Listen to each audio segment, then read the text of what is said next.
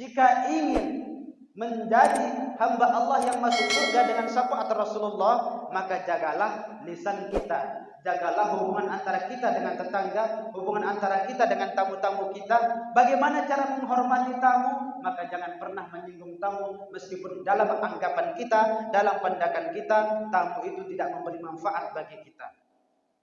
Kalau misalkan di sini ada tamu datang ke masjid, ini masjid kita, datang ke masjid, maka tegur sapa dia dengan baik. Persilahkan dia sholat di masjid kita. Kalau ada makanan, kasih makanan. Kalau tak ada, jawab dengan kata-kata yang baik. Itu tamu. Contoh kecil, saya juga tamu di sini, jangan diumpatkan gitu. Berkata-katalah yang baik. Saya tidak ingin dihormati, hanya ingin diberikan kata-kata yang tidak menyinggung saja. Maka dari itu, saya pun secara pribadi di sini mohon maaf kalau misalkan dari awal tadi sampai terakhir ada kata-kata yang menyinggung. Cuman kalau tidak disampaikan seperti itu, kadang-kadang susah pahamnya. Makanya kadang-kadang ada sedikit nyeleneh kita berpidato, berceramah, baru ada pendengaran sedikit. Yang ngantuk-ngantuk, apa dia bilang tadi? Baru sebegitu. Jadi sebelum kita akhiri, saya minta maaf, karena tidak ada yang bisa menjamin setiap perkataan yang kita keluarkan dari mulut kita itu baik semua, tidak ada. Tidak ada. Bahkan dari zaman Nabi Adam sampai hari ini, satu-satunya manusia yang tidak pernah berdosa dan tidak pernah bersalah itu Rasulullah Shallallahu Alaihi Wasallam, Muhammad Shallallahu Alaihi Wasallam. Yang lain pernah berdosa. Adam, Idris, Nuh, Hud, Saleh, Ibrahim, sampai Nabi Isa. Pernah berdosa, pernah bersalah, pernah mengundang murkanya Allah, kecuali Rasulullah Sallallahu Alaihi Wasallam.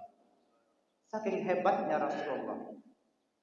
Dia kan manusia biasa Pak Ustaz, mana tahu dia pernah berbohong? Tidak pernah. Meskipun dalam keadaan bercanda, Rasulullah tidak pernah berbohong. Pada suatu waktu ada seorang tua bertanya kepada Rasulullah, "Ya Rasulullah, na'am. Ya Ummi, ada apa? Adakah orang tua sepertiku masuk surga ya Rasulullah?" Ada orang tua kadang-kadang jalannya pertanyaannya. Apa kata Rasulullah? Tersenyum tipis Rasulullah lalu mengatakan, tidak ada orang tua masuk surga, Bu. Jadi jangan berharap ibu itu tua masuk surga. Yang masuk surga itu muda-muda, kata baginda Nabi. Betulkah ya Rasulullah? Betul. Tidakkah engkau berdusta atau bercanda ya Rasulullah? Tidak. Lalu bagaimana nasibku ya Rasulullah? Ya tentu yang masuk surga itu orang muda, Bu. Jadi jangan harap ibu yang tua-tua ini masuk surga.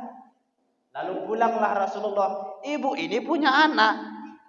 Orang tua ini mengadu pada anaknya.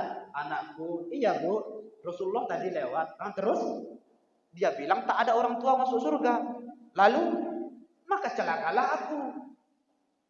Mungkin maksud Rasulullah beda, Bu. Tidak, 2 kali saya tanya. Tapi dia menjelaskan dengan cara sejelas-jelasnya. Lalu kemudian orang tua ini merenung.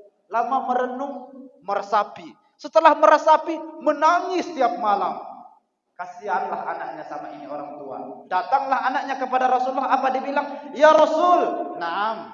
Kemarin bukankah Rasul mengatakan tidak ada orang tua yang masuk surga? Betul.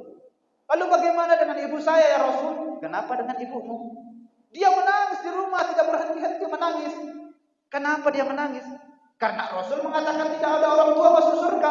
Lalu tersenyumlah Rasulullah, lalu berkata, memang betul tidak ada orang tua masuk surga.